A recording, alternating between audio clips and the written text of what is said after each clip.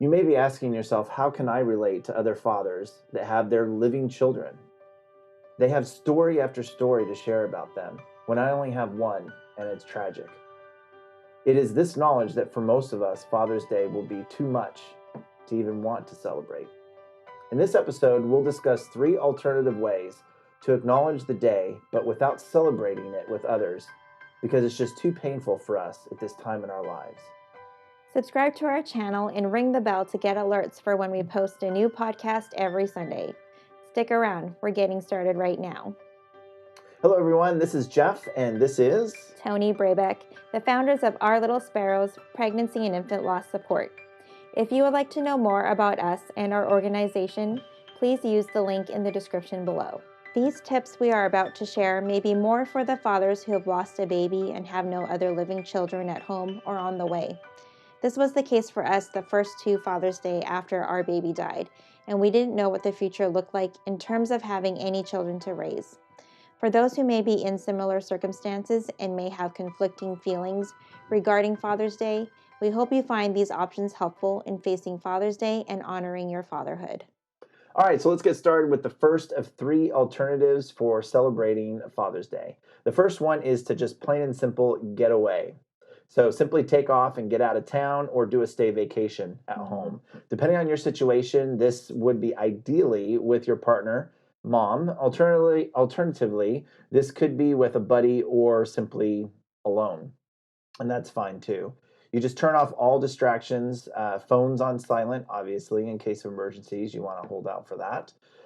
Do whatever makes you happy during this time. So, people will binge watch TV series. Obviously, everything's available, Netflix and so on. Movies in general, read a book, or even talk about what is on your mind. So, obviously, when we say talk about what's on your mind, that can lead to talking about your situation with the baby. Um, whether you've lost the baby already or that's possibly coming, and that would be obviously like a fatal diagnosis or a life-limiting diagnosis, and the mom has chosen to carry.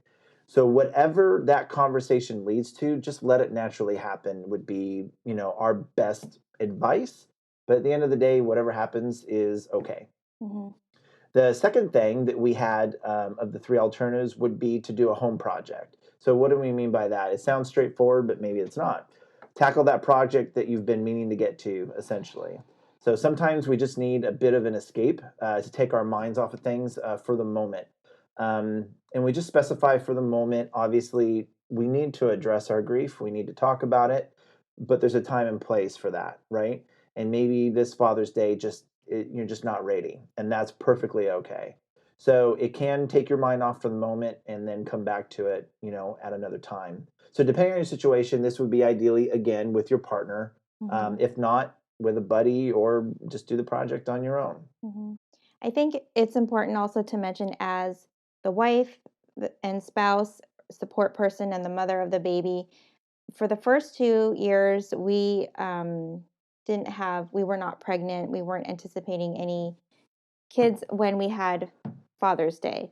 So I think even the first Father's Day, we chose not to do anything. We stayed at home. And it was important for me just to give Jeff that space to kind of do and feel and say whatever he wanted to during Father's Day or that weekend. And I think being able to have a discussion beforehand about how he felt and his expectations of Father's Day helped me to be able to support him. So I think it's totally okay if you decide, or if the father decides he just doesn't want to do anything that day.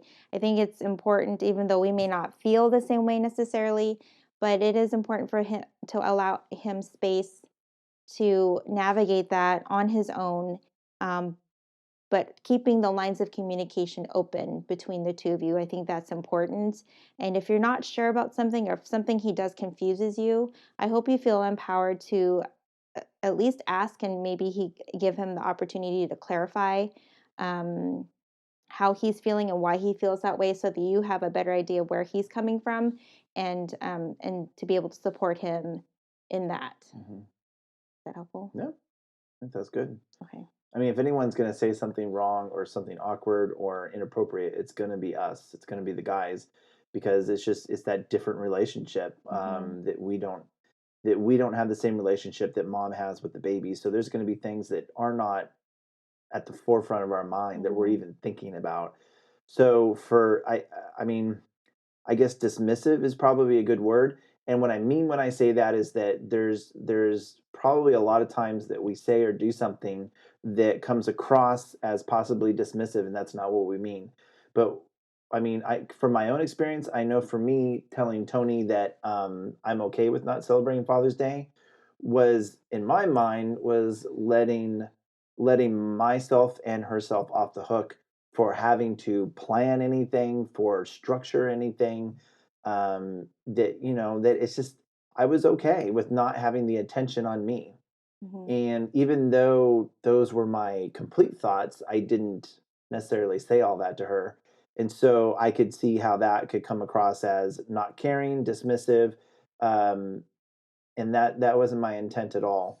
Um, yeah, I mean that's where we need to be careful. I know communication is not easy. Um, say more, uh, and you're probably in a better position just saying more of what's on your mind, what you're thinking, what you're feeling. Mhm. More is better in this case for sure. Yep, good point. Cool. All right, on to the third and final alternative for celebrating Father's Day. This one, I think, for me, it took me by surprise. I'll be honest, because um, I, ironically, I don't usually think this way. Like, this is interesting. So the third point is helping others. Wow. So that's taking the focus completely off of us, Mhm. and instead that's taking our grief, our sorrow, our tragic situation, and it's like flipping it on its heels and not allowing it to have power over us. That's that's crazy. That's just mind blowing for me. So what do we mean by this? There's different things that you can do, um, to help others, right? So for some, the best medicine is to do something for someone else. This process will allow some grace for your pain and your suffering, and that's what I mean by flipping it on its heels. It takes away the negative aspect of it for that moment, because Mhm. you've chosen to do something powerful and impactful for someone else, whether they know your tragic story or not. If you know of someone that needs help and they could use a handout, go and do it. Help others that you don't even know. What can you do? You can visit the homeless. You can take them food, something that was bought, or do something that's like you're good at. I mean, Mhm. if you're good at barbecuing, if you're good at baking, I know a friend of mine is excellent at making bread. Mhm. Make whatever you are good at and give it Mhm. freely to the homeless, right? Or you can purchase something. Just get out there and do something for the homeless in that regard. Another opportunity is a food pantry. So sometimes projects take our minds off of things. Go through the pantry, grab what is waste, as far as canned food, and then go to Costco, go to somewhere else, and purchase some canned goods and food, and take it to a food pantry. And don't just take it there. Let's go a step further, and let's also volunteer that weekend. Mhm. So you're not only dropping that food off, you're also getting on the other side of that table to give that food out. Yeah. And how powerful and how impactful is that, for others? Yeah. Um, and someone's gonna ask about your life. And so conversations can lead to why you're there, and that's okay if you're okay with that and prepared for that. Mhm. And the third thing would be to contact your church. So, and the reason why I say church is that it's like what other institutions in your city can you contact that have a set group of attendees, congregants, members? It's your churches, and who's going to have the best pulse of your neighbors?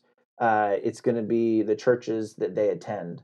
right? And so just pick a church, a random church, it doesn't matter, in your city, and just call them up and say you want to do something for their members that are in need, and just ask what that might be.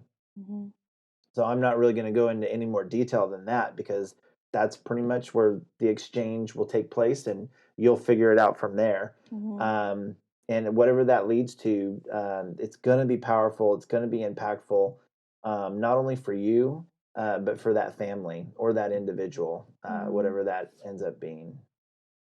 I know for myself, I think some of the best gifts that we've received are when someone has done a service or a donation in memory of Right. Olivia. Yeah. And the best times is when we've chosen to do something where we've given back in honor of Olivia. And so I think there's just something about giving back and doing it in honor of your loved one that is powerful. It helps you in your healing journey, but is also giving back, and Mhm. you're helping someone else Right. um, in their struggle. And so I think that helps us, just kind of gives us perspective, but it's just a really good feeling to know that the service that you're doing or donation that you're doing in honor of your son or your daughter is going to benefit and bless someone else. Right. So, And it doesn't have to begin and end with one occasion, one holiday. Um, Different families do different things. Christmas time every year they do something. mhm, The birthday of yeah. your baby, um, or the remembrance date of your baby. I mean, there's so many different levels, so many different Mhm. levels of that. So yeah, we just encourage you guys. Those are three great alternatives, to not have to embrace and face a difficult holiday. And specifically, we're talking about Father's Day this time. All right, you guys. So as we close this out, some final thoughts. For some of us guys, we are ready to embrace Father's Day. For others, we just need more time to figure out how we feel and what we want. I hope that you give yourself time to think about your baby and to find your voice to talk about things with your partner, about how you feel and what you were thinking. It's next to impossible to support others if they never tell us what they think, and even better, what they feel. Just something to think about. If you got value out of this episode, please give us a thumbs up, subscribe, and ring the bell to get alerts for when we post new podcasts every Sunday. Click or tap on the image above to see another podcast episode. Click or tap on the image below if you wish to go deeper. We have a grief series, The Pregnancy Journey, grieving from diagnosis to the loss of your baby and beyond.